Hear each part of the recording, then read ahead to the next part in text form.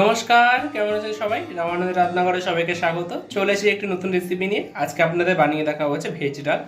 সে কারণে দেখুন, এখানে ফুলকপি কেটে নিয়েছি, আর এখানে নিয়েছি টমেটো কুচি, আর একটু লম্বা লম্বা করেই নিয়েছি যে বিনস, ডুমো ডুমো করে একটু বড় বড় সাইজেরই নিয়েছি গাজর আর ক্যাপসিকাম, আর কাঁচা লঙ্কা চিড়ে নিয়েছি, আর এখানে নিয়েছি সোনামুগের ডাল। এবার হচ্ছে আপনাদের মনে প্রশ্ন আসতেই পারে যে এত বড় বড় করে সবজি, সে আবার নাকি হচ্ছে ভেজ ডাল।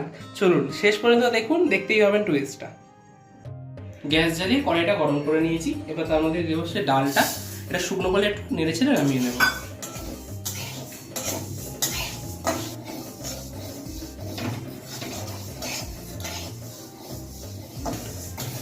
ডালটা ভেজে নিয়েছি, লাল করবো না। এবার হচ্ছে এটাকে নামিয়ে নেব।